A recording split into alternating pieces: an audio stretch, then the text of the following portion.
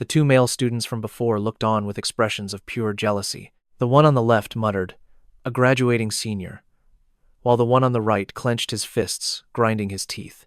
"He's not even on our level." Siron and Nate stood behind them with disdain.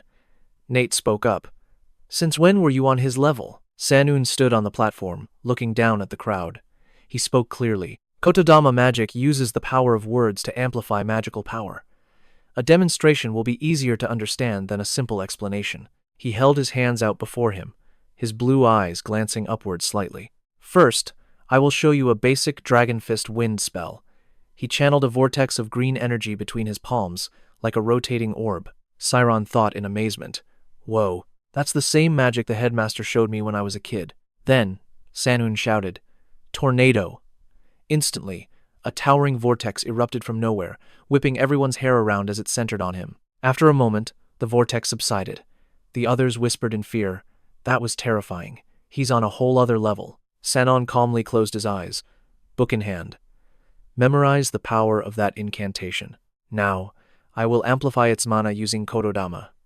He then opened his mouth and began a primal, earthy chant. Sanun then opened his blue eyes, reading aloud from the small book in his hand. "I beseech your power, please take my hand." Gazing from the high heavens, spanning across eternity, a sacred shrine, my heart holds dear, a sorcerer's soul seeps into the earth and sky, singing a soaring hymn, glorifying the flame and calling the storm. As he recited this, everyone was stunned by his voice. A female student watched in awe, whispering, "It sounds like a divine mantra. His voice is amazing." 3 minutes later, he was still reciting his chant. "The soul combines with the body. We call upon the name of the mage who fears not the wild power of the mighty lion and the vast ocean, the passionate sun and the earth containing winds that have blown for 100 million years. I will devote myself with infinite and boundless reverence." By then, most students had fallen asleep listening to the 3-minute chant. The others tiredly asked, "When will he be done?" With a stern look, he declared, "Tornado," and another vortex spiraled from his feet to the sky. Its power was so immense it threatened to blow everyone away. All the onlookers, including Siron, were thrown into chaos. "Help me!" they screamed, tossed back and forth by the vortex's pull. They were like threads hanging in the wind. They cried out, "I thought we were done for." Itella's voice rang out with a smile. "I didn't chant your spell aloud, but I still cast it mentally." Sanun's voice replied, "Of course I wasn't just reading. I poured my will into every single word and cherished them." That small book held countless incantations. He continued, "That is what amplified the mana. This is the fundamental principle of Kotodama magic." Sanun held the small book, his eyes closed, and said calmly, "However, the chant is too long for combat. So now, I'll show you what's called sonic speed magic." The others paled when they heard him. "Again?" But Sanun began no new chant. He snapped the small book shut and whispered, "Primal Earth." Then he tilted his head to the sky, mouth open wide, and roared, "Grant me your power." What followed was a torrent of words, an incantation so fast and long that it was impossible to comprehend. Everyone was terrified as the wind grew stronger, feeling as if their hair would be ripped from their scalps. Sanun continued his rapid-fire chant, his tongue moving so fast his words were a complete blur. With the book in one hand and the other raised to the sky, Sanun shouted an incantation, his hair whipping wildly in the fierce wind. The blood vessels in his blue eyes were starkly visible. He screamed, "Tornado!" After those words, a wind erupted from the ground straight to the sky. It could be seen from miles away. It formed a massive pillar of wind, surrounded by a powerful vortex that blew away the dense canopy of the entire forest. Itella's voice suddenly cut in. "All right, did you all see your senior's demonstration?" No one answered her, as they had all been knocked unconscious and were scattered across the ground. Siron pushed himself up with one hand, brushing off his hair with the other. He thought with his eyes half open, "That power is unbelievable. Is this the level of the graduating class?" He continued to wonder.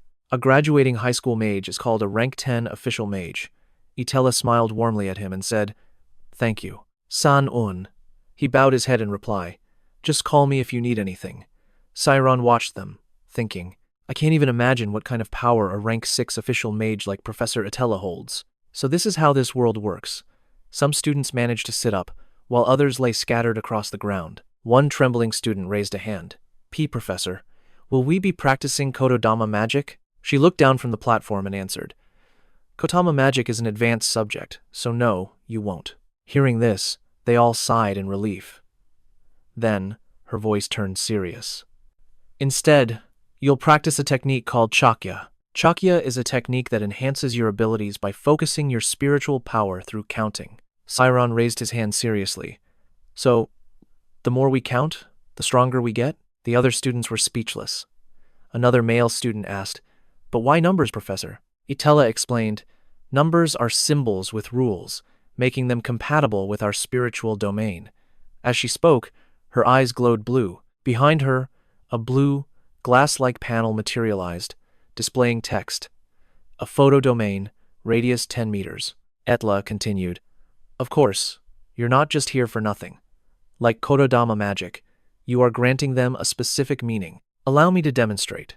The law is the most basic propositional system used in logic and mathematics." At that moment, the space around Etherla was enveloped by a 10-meter photodomain. Standing inside, she smiled.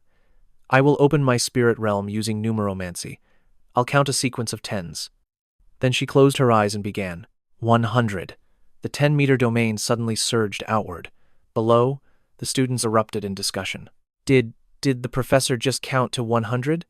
Did she go from 1 to 100 just now? Another voice exclaimed in shock. The professor's spirit realm is expanding.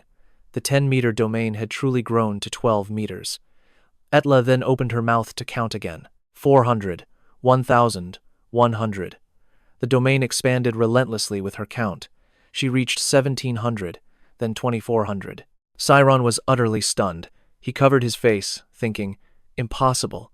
How can a normal person be that fast?" As the domain kept expanding, he thought, "And she makes it look so easy." He stared blankly. After she reached 10,000, she opened her eyes and let out a soft sigh. The domain now covered nearly half the training ground. Everyone gasped in awe. With just numeromancy, her spirit realm had quadrupled. Etla looked down from the platform at the students' astonished faces. "Are you all paying attention? If Kododama magic reflects and constructs, numeromancy uses thought and reflection," she added. "The faster you count, the stronger your realm becomes. Not just in size, but in power as well. Both precision and accuracy are enhanced." A vortex of numbers spiraled down from above. She continued, "And all of your skills will be amplified." He thought in a daze. "Amazing. With this technique, I could create photons." Etla's voice rang out again. "Of course, numeromancy isn't all-powerful. Its effects will diminish if your mental fortitude isn't strong enough," she said cheerfully. "So don't forget that strict discipline and a sharp will are fundamental to opening your spirit realm. Understood?" Everyone answered in unison. "Yes." A moment later, they all split up to practice. Siron stood motionless, then clenched his fist and nodded, telling himself with a smile, "All right, I've counted to 1,000 in a minute." But then he thought, "Mentally counting is harder than I expected." Indeed, the others around him couldn't stay focused while counting for long. Seeing this, he mused, "If I hadn't constantly trained my mental power in class, I couldn't do this." Suddenly, he remembered something. Wait a second. When I teleported, I used a technique to handle complex calculations. He guessed that must have been numeromancy. A cascade of numbers, large and small, appeared in his mind. He continued to think, sorting them by hundreds and counting them at once. A beam of light struck the ground, erupting in a blinding flash. Siron estimated it took about 10 seconds. With a serious look, he held his palm forward, quietly wondering, "Should I aim for that tree?" He had barely thought photon art when his palm erupted in a golden glow, which spiraled toward the tree, shocking everyone. The photon art shot straight for the distant tree. The others cried out, "Huh? What was that? What is that light?" The students behind him stared, mouths agape. Siron himself was startled, frozen in his stance. He gasped internally, thinking, "So brilliant." After unleashing the technique, Siron stood in thought. "It's too flashy." From above, the training ground looked vast. He stood rooted to the spot, as small groups of people stared back at him, their whispers carried. "Wasn't that photon art? Did he learn that for the rapid casting test? Since it's light, I guess the speed is incredible." Another student spoke hesitantly, "But learning that for just one test is a bit much." Another replied, "Yeah, it has no offensive power." Etla, standing nearby, happened to turn and saw him cast the spell. She looked puzzled. Huh? Siron, the defensive specialist, has learned an offensive magic? She then approached him, calling out, Siron, it seems you've succeeded with numeromancy. He turned, surprised. Professor. He then looked away, his voice filled with embarrassment. Ah, yes, I suppose so. Etla smiled. Then would you like to try a practical application in the photo domain? All eyes were now on the domain, where a lone figure stood in the center. Murmurs filled the air. Whoa, a rapid casting drill already? I'm curious. Etla stood behind a table and instructed. After you complete the numeromancy, summon the target. Siron glanced back and replied, Yes. After answering, he shut his eyes tightly. He focused his mind, using numerics to reinforce his spiritual domain. Countless numbers converged into one bright point, then scattered into smaller lights that flowed into him. Siron stood firm and snapped his fingers. The shadow domain activated, enveloping him as he summoned his targets. Instantly, a swarm of blue silhouettes appeared around Siron. The dark screen displayed, Rapid Fire, Level 1, Score 0. The time limit, 1 minute. Siron's eyes reflected the countless targets, gleaming with a blinding blue light. He narrowed his eyes, focusing on the enemies before him. Then, he raised his hand, gathering his spiritual domain. He aimed his palm at a floating target and mentally chanted the incantation, Photon Blaster. Immediately, a particle of light shot forward, striking the target. Siron was stunned, a thought echoing in his mind. So this is how it works. He realized that because the projectile moved near the speed of light, a single cast automatically sought and destroyed its targets. Siron continued his thoughts. It felt like he was aiming and firing all at once. Now, his rapid fire was level 2, score 11. Time remaining, 55 seconds. The other students gasped. He's so fast. Everyone stared, their jaws agape. A voice cried out, He hits the target the moment he aims. It's like an instant cast spell. Itella watched him in silence, her mind processing everything. I see now. Siron's numerics technique combines numbers into a massive array before deploying them. She concluded internally, it's a formulation technique once used in intelligence magic. Above Siron's head, his attacks burst like fireworks in the sky, while a vast magic circle covered the ground beneath him. Itella observed, thinking perhaps this was the knowledge he gained on the uncrossable bridge. She marveled silently. His growth rate is terrifying. Siron, meanwhile, was completely focused on attacking the targets. He didn't miss a single shot. Every target was obliterated. A moment later, the shadow domain training finally ended. Siron raised a sleeve to wipe the sweat from his brow, oblivious to the results on the wall. Time's up. Level 19, with a score of 342. Time limit, 0 minutes. The crowd below erupted in cheers. Isn't that a perfect score? 342 targets in 1 minute, another voice shouted. Should I switch to Photon Blaster too? You better not. That's only possible with Siron's level of understanding. Wiping away his sweat, he breathed a sigh of relief. With this, I don't have to worry about the rapid fire test anymore. Nen, who had been watching from the sidelines, crossed his arms and spoke. He'd never succeeded with magic before, but the moment he understood it, he scored 342. Impressive. Eruki, sitting beside him, chimed in. That score is just sloppy. Nen quickly defended him. What? It's his first time. That's not bad at all. Eruki sat up, glancing over with a toothy grin. His score might be sloppy, but he's certainly interesting. Suddenly, Eruki stood and raised his hand. Professor Itella, I'd like to try too. Both she and Nen flinched at his words. She voiced her concern. Eruki, you? Her brows furrowed as she gave him a worried warning. You are not to cause any trouble. Understood? As Siron was wiping his face, he heard a sudden, shocked voice. Huh? It's Eruki. He wants to practice too? Siron's cheeks puffed out in annoyance. He turned away, thinking, Eruki, I can't stand his way of thinking. But he hesitated, a new thought emerging. Still, I'm curious. Eruki strode confidently from the stands onto the field. All eyes gathered on him as he took his hands out of his pockets. Eruki stood tall with a smirk on his face. The shadow domain began to form around him. Spiritual energy erupted from his feet, soaring into the sky. His expression was one of pure arrogance. The crowd murmured in confusion. Rapid fire with a redirection type ability? No way. They're completely different. Siron was just as shocked. A voice rang out. Does that mean he'll destroy the targets just by looking at them? Without using synesthesia? Targets materialized, surrounding Eruki, A massive magic circle appeared at his feet. He lowered his head and snapped his fingers. His spiritual energy shot toward the targets. Siron's eyes narrowed. The targets are even smaller this time? How will he do it? Then, his eyes widened as he let out a soft gasp. Iruki's spiritual domain weaved in a Z pattern, piercing the core of every target. Then, all at once, the targets exploded in a brilliant display, like a barrage of fireworks. The crowd stared with mouths wide open, utterly speechless. The board displayed the results. Speed gun level 2, score 13. Time limit, 0 minutes and 57 seconds. Iruki's spiritual energy twisted, piercing the target's core before exploding above everyone's heads. Siron stood frozen, watching the detonations in shock. He didn't need to see the final score.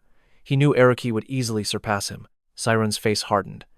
From above, Iruki glanced down with a smirk. Getting surprised by this is not a good sign. Siron.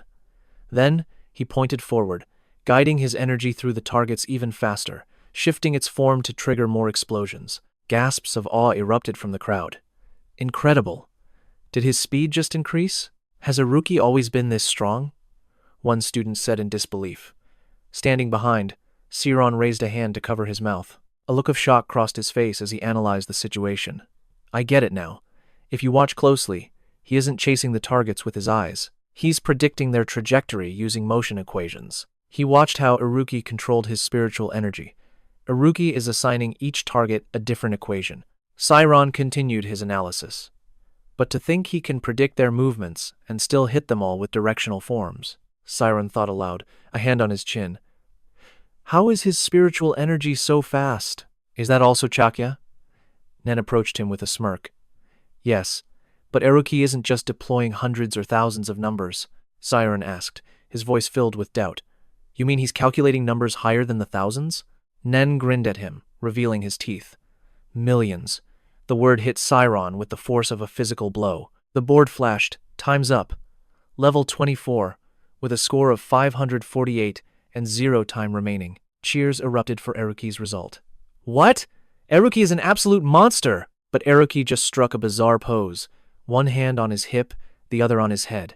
The crowd kept yelling, Why were you hiding your true power? Hitting those tiny targets with directional forms is insane. Is he even human? Itella watched him pass by, thinking, Incredible, such finesse. Iruki walked to the edge of the platform, stopping before a wary Siron. So, what did you think? Iruki began. Was it worth watching? Siron looked up and replied, It was amazing. I had no idea you could use directional forms that way. Iruki, hands in his pockets, scoffed arrogantly. Is that all? I'm a little disappointed. Siron was confused. What? I'm genuinely impressed you could even think of modularization. Siron's face fell at Iruki's words. His expression turned serious. Are you curious how I calculate millions of numbers? Siron looked up tensely. I am, but is it okay to tell me? It seems you see me as a rival. Everyone watched their exchange. Iruki spoke from the platform with pure arrogance. It doesn't matter. Even if you know, could you actually do it? Siron remained silent. The others whispered, What the hell is going on?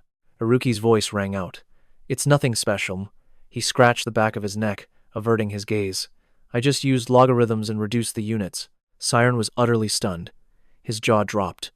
No way. How can you even consider that a valid method? The surrounding students overheard and gasped. What did he say? Isn't that completely insane? Siron frowned, processing it.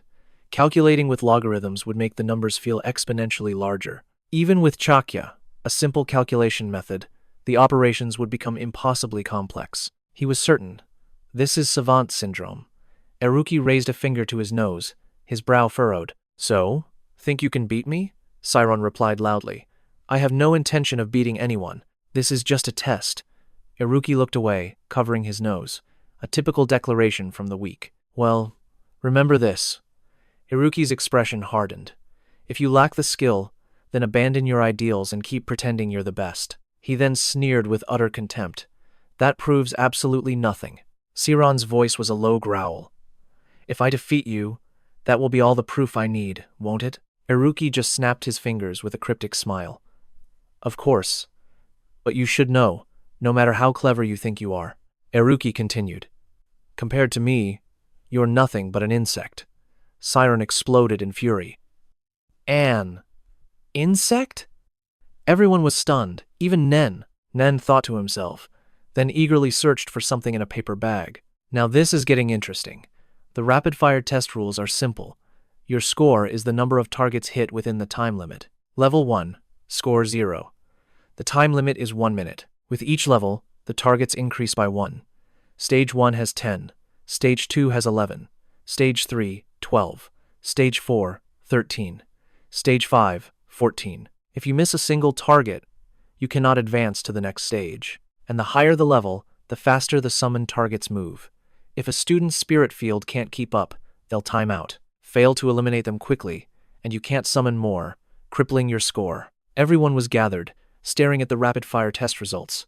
Siron was among them. He thought to himself that the Class 5 average was 400, and no one had ever broken 700. He stroked his chin, calculating. To hit 700, he couldn't afford a single miss. He'd have to reach level 30 in 1 minute. To do that, he'd need to clear a level every 5 seconds. Now, all eyes were on Siron as he stood on the platform. With a determined gaze, he raised his right hand to the sky. Instantly, a barrage of targets exploded above. The other students craned their necks in shock. One of them gasped in pure admiration. "He's the best in our class!" Siron then spun around to attack, his eyes sharp and resolute. He swept his arm, directing his spirit field toward the targets ahead, causing another thunderous explosion. The two who spoke with Siron earlier could only stare in amazement.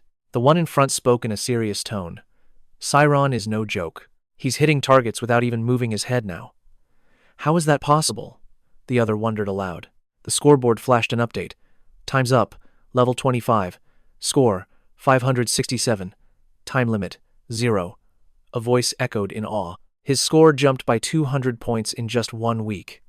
With time up, the spirit field vanished. He stood there, flexing his left wrist and letting out a deep sigh of relief amidst the cheers.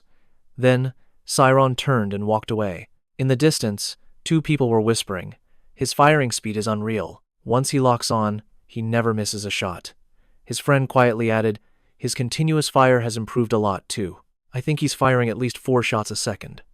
Wiping his sweat, Siron glanced back and sighed. He thought to himself, "See that? I've already caught up to your score." He was looking directly at Iruki. A slight smirk appeared on Iruki's face as he lazily got up, then walked right past Siron towards the platform. With his hands in his pockets, Iruki casually asked, "Is it my turn?" Siron watched him with a hint of worry. Everyone's eyes, including Siron's, were fixed on the platform. He stared up, his expression tense, and just as expected, Iruki expertly controlled his spirit field, effortlessly obliterating the targets in a series of massive explosions. Someone in the crowd suddenly shouted, "His spirit field is even smaller than before." Iruki's power shot right over their heads, leaving them speechless. The person continued, "And it's even faster." His spirit field continued to curve, weaving through targets and detonating them. After a moment, Iruki was finished. He coolly made a gun sign with his hand and raised it to the sky. "Done." The board lit up. "Time's up. Level 25. Score, 568. Time limit, 0. Unconcerned, Iruki simply walked away, leaving everyone to buzz with discussion. Iruki's score went up too, but he's only 1 point ahead of Siron's new record. The chatter slowly died down. Siron was close, but he still lost. But Siron's score is growing exponentially. He'll catch up soon enough. But right now, Siron was completely bewildered. Watching Iruki's back, he knew that 1 point difference was no accident. The next day, the gap was still just a single point. Siron with 571, and Iruki with 572. The day after that, it was the same 1 point margin between 585 and 586, and again the next day, 593 and 594. With his back to the crowd, Iruki glanced over his shoulder with a proud smirk. The other students were all chanting his name, "Iruki, Iruki," but only Siron understood. The intention behind that 1 point lead was now crystal clear. He stood silently, staring up at the platform. To stay just 1 point ahead, you'd have to calculate every move from level 1. Siron frowned, his gaze fixed forward. That was the message. Even without saying it, that was his rival's declaration. He imagined Iruki standing on a towering wall, arrogantly looking down on him. "He can effortlessly crush someone like me." Siron stood there, silently lost in that thought. Later, inside a towering, luxurious building, a voice rang out. Iruki will probably win this time, right? It was that group of three, chatting again. The one with his legs crossed on the table tilted his head. Siron's amazing for breaking 600, though, the person on the left added, leaning on his hand. It's just that Iruki is too powerful. Another voice chimed in.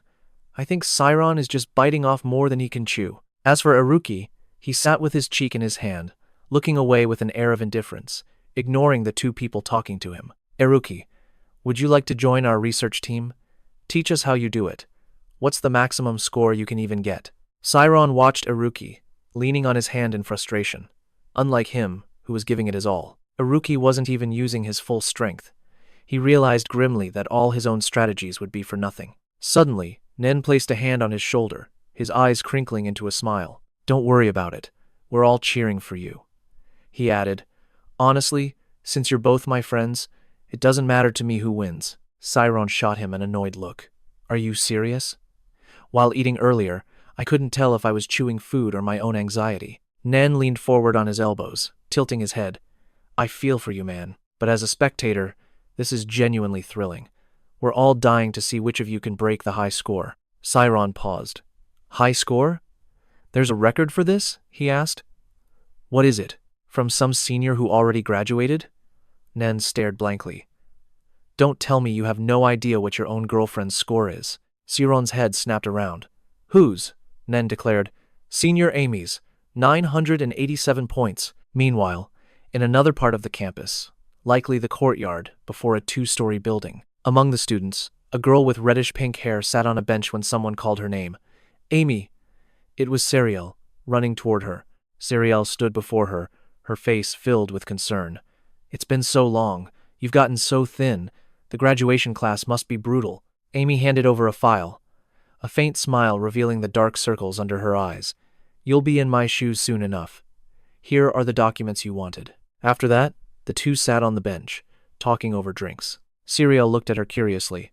Is the promotion test really that hard? Amy sipped her drink. Not hard, but the standards are incredibly high. A top score doesn't even guarantee a pass. Then her expression turned chillingly serious. They basically scrutinize everything you've ever done. Serial gasped. What? That's terrifying. But then Amy's expression softened into a reassuring smile. Don't worry. The graduation class is just like an advanced 4th-year level. With your skills, you'll do just fine. Serial clutched her drink, her eyes filled with pure admiration for Amy. Wow. She's really changed. Her mentality is so much stronger now. As Serial was lost in thought, Amy spoke. How has Siron been lately? The question struck Serial like a thunderbolt. She suddenly shrieked. An absolute disaster. You two haven't seen each other? Are you even really dating? She continued. Something insane has been happening lately. Her voice echoed beside the hum of an artificial waterfall. Amy, however, looked completely unfazed. So, Iruki challenged Siron? She looked at the worried Serial. He challenged me too when I was a 5th year. He's a strange one. He pretends not to care about anyone. But after he beats you, he'll use that emotion to provoke you. Serial looked confused. So he's some kind of genius hunter? But what about our Siron? Aren't you going to help him? Serial pleaded desperately. Amy simply leaned her head on her hand, sipping her drink with unnerving calm. Why would I need to? He doesn't need my help. Serial suddenly yelled. What do you mean? Asterisk our time, Siron. You're being so cold. How can you be so distant with your own boyfriend? Amy frowned slightly, mumbling through her straw. No, that's not what I meant. Then, her voice firm with conviction, she said, Siron knows exactly what he has to do.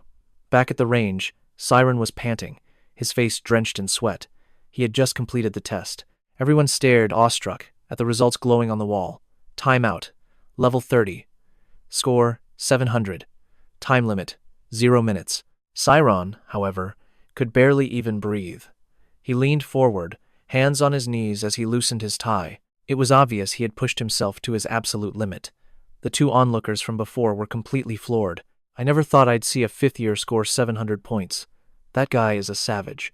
A complete and utter monster. The crowd was buzzing. 10 levels in 10 seconds. That's what it took. A feat they thought was impossible. Siron grimaced, limping on the verge of total exhaustion.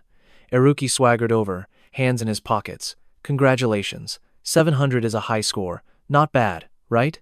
Siron panted, glaring back as he answered. Because I wanted to prove a point to you. Eruki smirked, eyes closed as he passed by. Just as I thought. Siriel's voice cut in. So, can Siren actually win? Ami sipped her water, her voice indifferent as she stared at the sky. Does winning or losing even matter? It's only a test.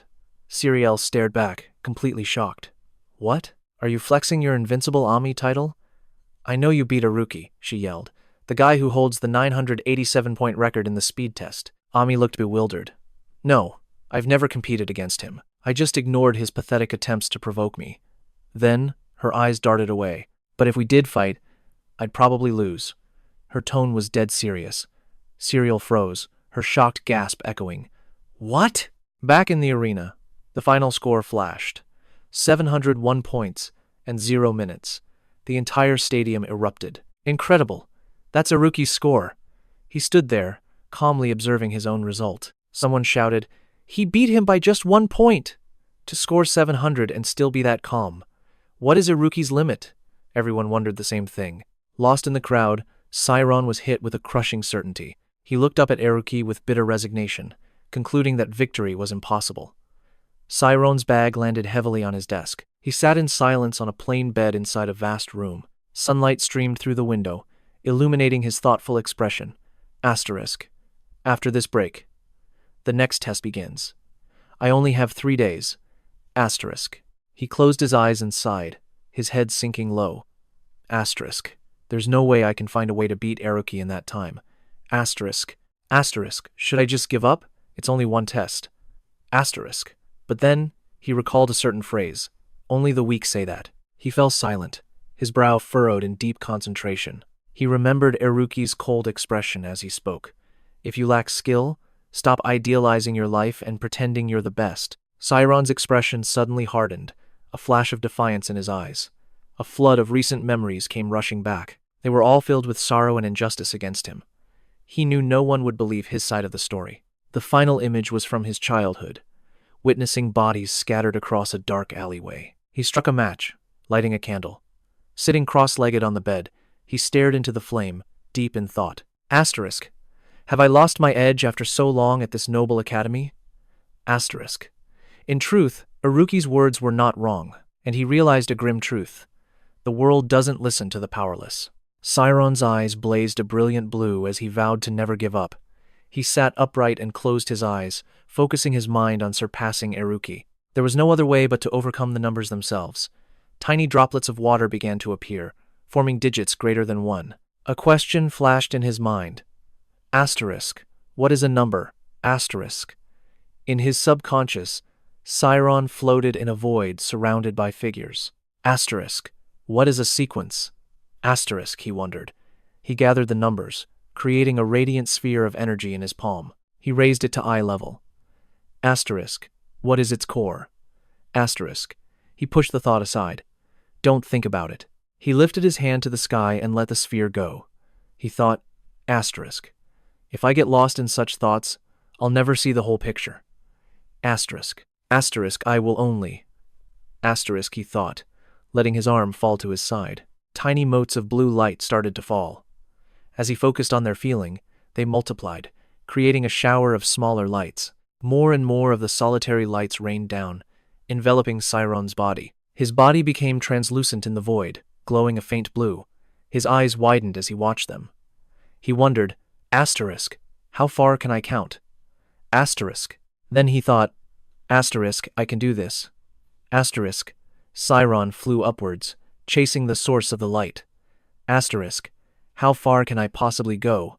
Asterisk. He reached a barrier like the surface of rippling water. In the center, a swirling vortex. He plunged into it as he pondered. Asterisk. What is this? The end of numbers? Impossible. Numbers are infinite. Asterisk. Siron touched the surface, completely bewildered. Asterisk. Then what is this? Asterisk. Suddenly, the space around him started to crack. He was completely stunned, his mouth wide open. The space beneath his feet began to splinter. He looked down and let out a gasp of surprise. Huh? And then the crack widened into a gaping abyss. He was frozen, not knowing what to do. Snapping back to reality, He opened his eyes in a panic. He sat panting, thinking, asterisk, I'm sure I reached it. Asterisk, asterisk, what was that? A hallucination? Asterisk. The candle on his desk had burned out, leaving only wax. He stared at it. Asterisk Lavette? Was it really a hallucination? I felt such a strong pull. Asterisk. Siron sat cross-legged on the bed, raising his hands before his gaze shot toward the window in shock. It was hard to explain, but numbers weren't just for counting. He thought this, as he gazed at the bright moon above the castle. Siron later recalled that 40 hours had passed since he'd last closed his eyes.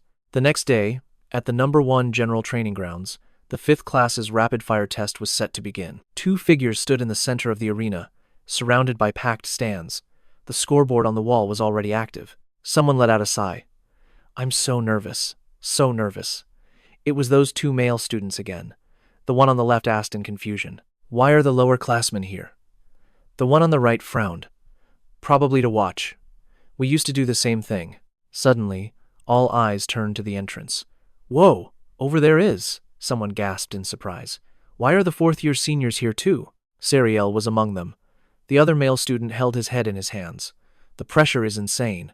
His friend awkwardly tried to calm him down. "Come on, don't be like that. They're all here for the Siron versus Eruki match. Has to be, right?"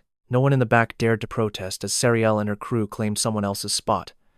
With a cheerful grin, she gave a little wave to the guy she displaced. "Thanks a lot." The dejected student muttered back, Sure, no problem." His gaze drifted to the day's event schedule. So much happening. Suddenly, a voice cut through the noise. The main event was displayed in bold, Eruki versus Siron in Group 20. The pink-haired guy wondered aloud, "So, who do you think will win?"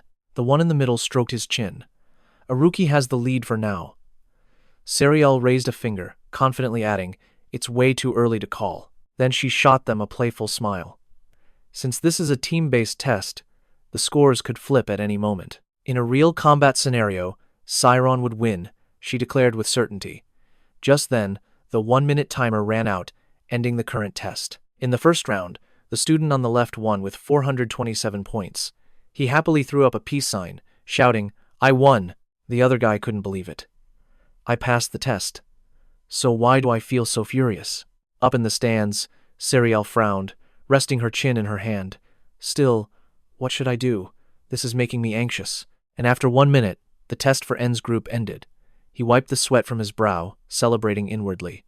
"I actually did great."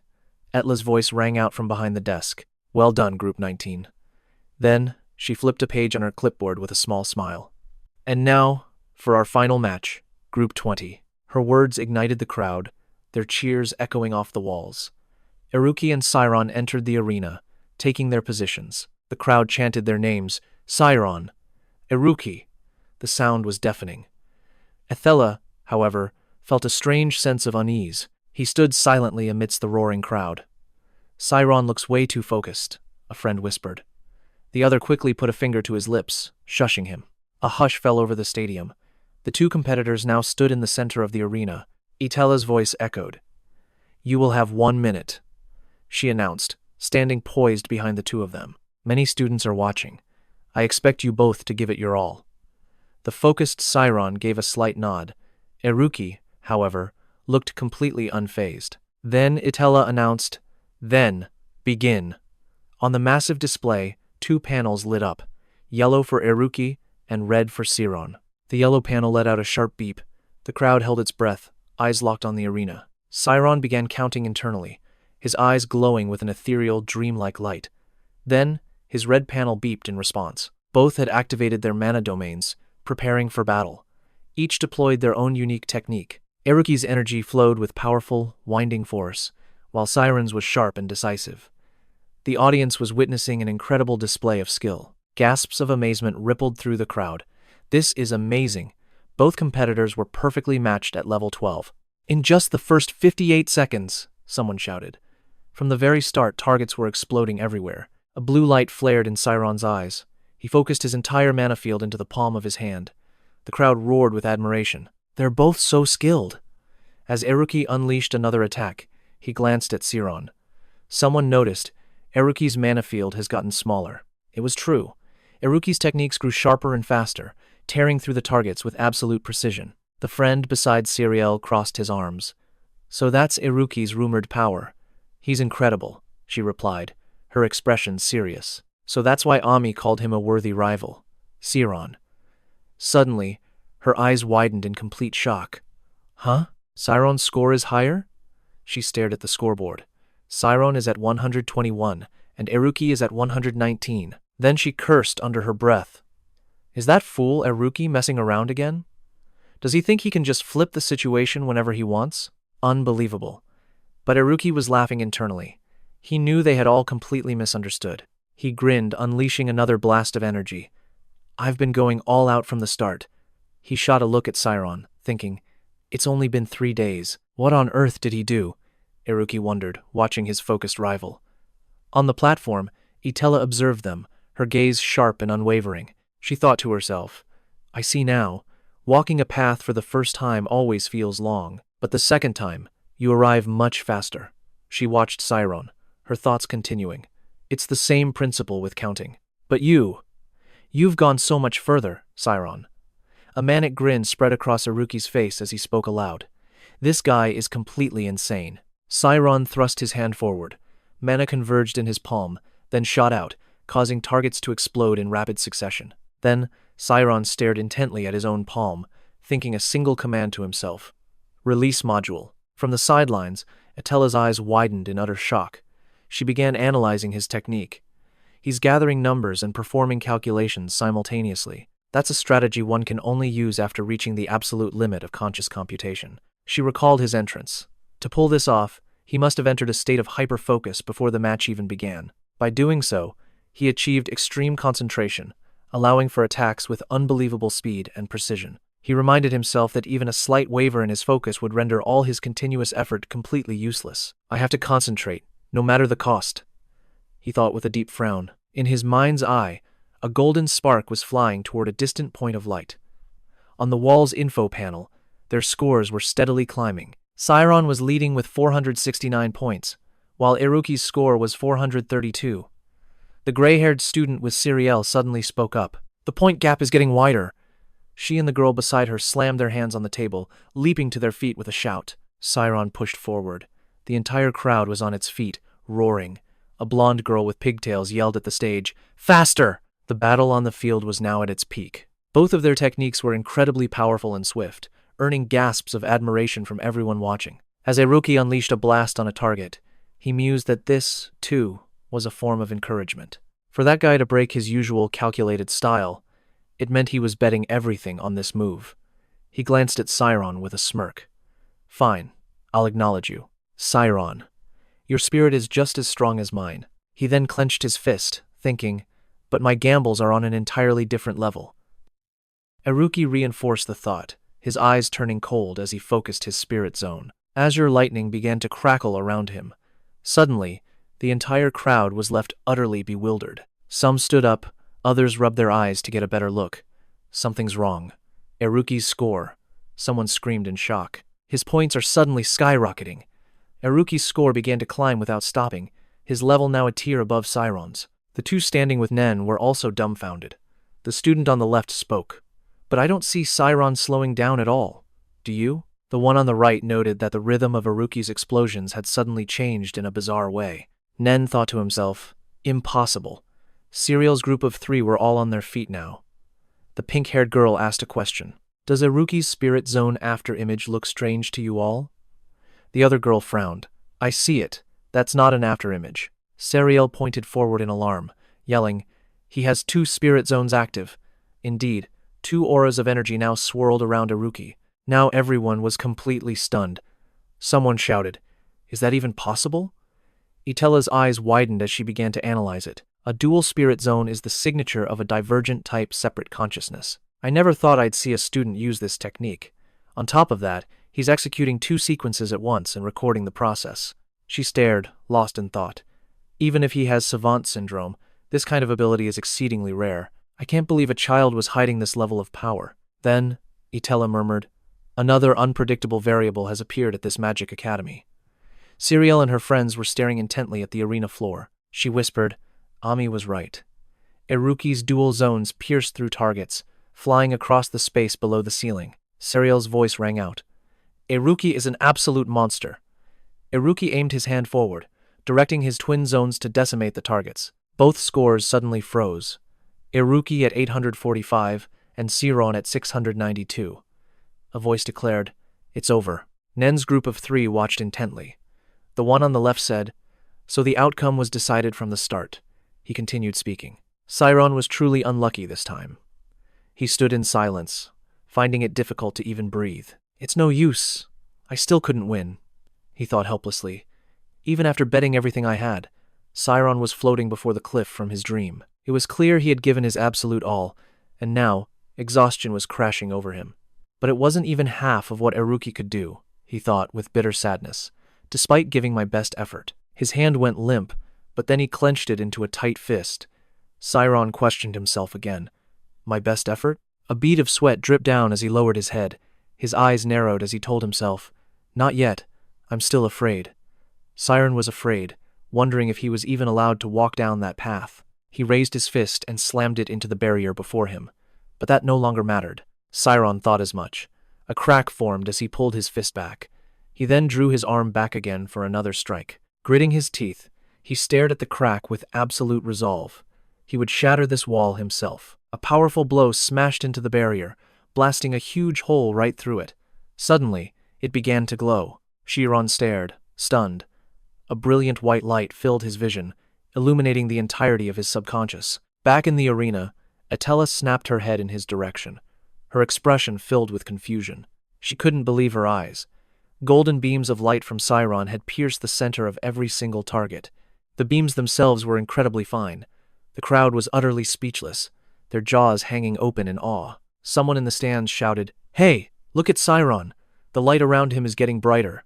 Serial's group looked like they wanted to storm the arena themselves. Siron, however, stood silent with his head down. The light from him was so intense, the blue targets were scorched black. And just like that, they were obliterated by Siron's passive aura before he could even move. Both their scores were climbing rapidly, but Siron's seemed to be rising even faster. He glanced at Siron, coughed, and seethed through gritted teeth. "No matter how fast you are, my calculations will be faster." 5 seconds remained. Iruki was still completely certain. "I will calculate every number in this world." His spiritual domain accelerated relentlessly. 4 seconds left.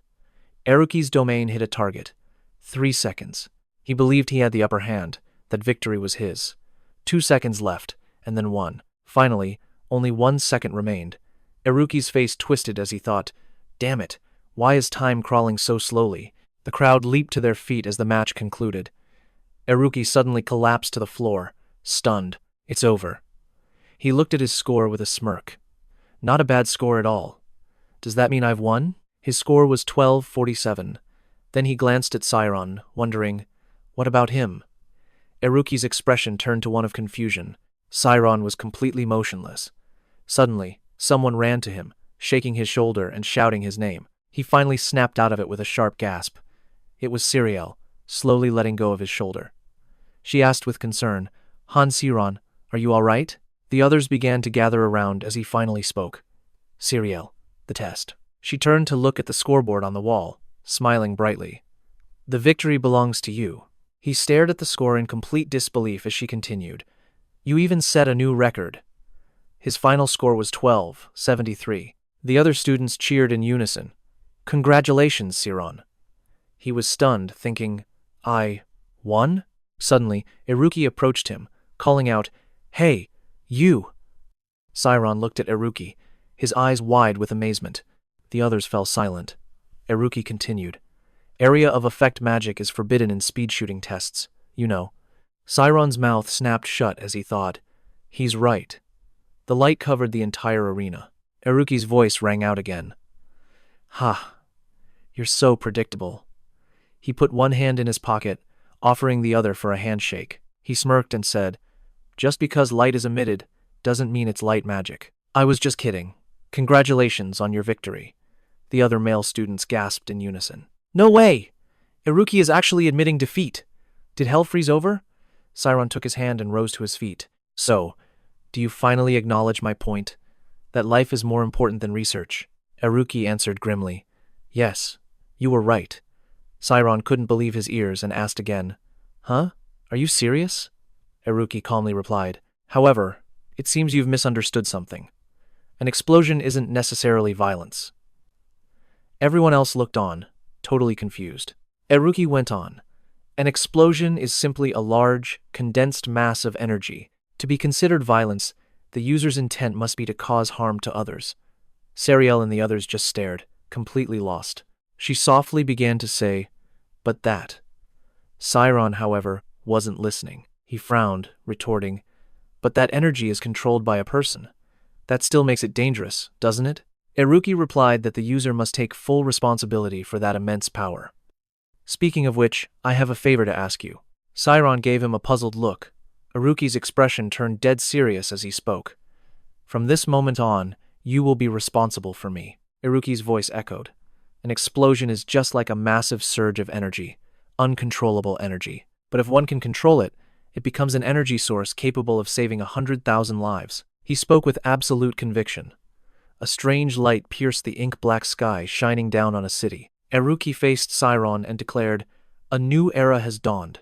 We're no longer fighting just against nature. Of course, my own convictions are not nearly so noble. Siron stood in silence for a moment before speaking. Why didn't you just say that from the start? If you had, I wouldn't have misunderstood. The other students were whispering among themselves in small groups. I needed you to understand your own position, Iruki replied. As someone who wields great power. Siron looked surprised by his answer. He stood his ground and continued, Or as someone who only knows how to fear it? Siron stared forward, thinking, I understand now. Iruki is afraid, Siron realized. He's afraid his own power will spiral out of control. He looked at Iruki, whose eyes were filled with torment. By defeating me, you proved the strength of your will. Therefore, you are the only one who can stop me. Iruki looked at the stunned Siron and spoke with complete honesty. He then declared, If you can't handle me, I will not take a single step forward. Those standing near the man were confused, and began whispering amongst themselves. Wait a minute. Didn't he say he wouldn't move because he feared his own power? Siron was already hesitating, and now this comment just made him even more confused. He glanced worriedly at Iruki, wondering if he was sane. But one thing was clear. The sheer terror in Iruki's eyes was real. He stepped forward and grabbed Iruki's hand. I promise. He met his gaze with determined eyes. When the time comes, I will stop you. The rest of the arena erupted in confusion, collectively shouting, Huh? Just then, Nate rushed towards them with tears in his eyes, calling out to his friends. He threw his arms around both of them in a tight hug. You guys are so cool. I'm proud to be your friend. From behind the crowd, Itella's voice cut through. Siron, come here for a moment.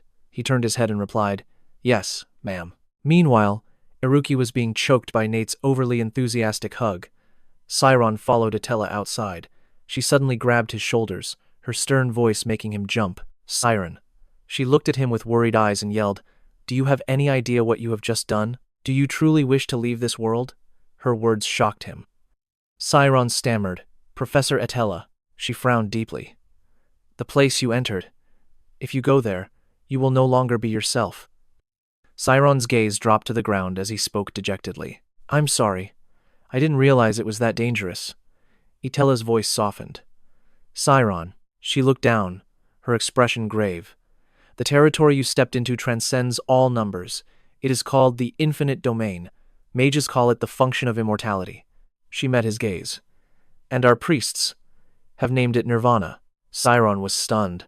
A human could reach infinity, but those who do cease to be anything at all. He thought back to that place beyond numbers. The barrier he had shattered, and the vast, empty space beyond. It felt like a strange force was pulling him forward. The more he thought about it, the stronger the pull became. Siron suddenly shot awake, gasping for air as he clutched his forehead. Getting out of bed, he leaned on his desk. That nightmare again. Ever since stepping into that place, he'd had the same nightmare every single day. A strange sensation washed over him. He reached for a glass of water, but his unsteady hand knocked it over. His whole body began to tremble. He braced himself against the table to stay upright, his other hand clutching the fabric over his heart. Fear crept into his mind. He'd asked Professor Itella, but neither of them could find anything physically wrong with him. He stared anxiously at the spilled water. What in the world is happening to me? One late afternoon, Siron's voice echoed in the room. Lately, I think I'm being haunted. He sat in a chair, exhausted from his sleepless nights. Aruki and Nate, sitting nearby, turned to look at him, puzzled. The three of them were gathered together in a clubroom. Nate, sitting on the couch, scratched his head with a goofy grin. You looked so serious. You actually had me worried. Siron replied wearily. I am being serious. You're the one who called this the Paranormal Science Research Group, Aruki said with a smirk, his arms crossed. I'm just surprised that the worries of the man who defeated me are on another level. How could you think he was joking? Siron gave a wry smile and pointed at Aruki. Was that a stupid question? Not entirely, Aruki replied, resting his chin on his hand. This dream you described. You said you were in a dark, empty space, correct?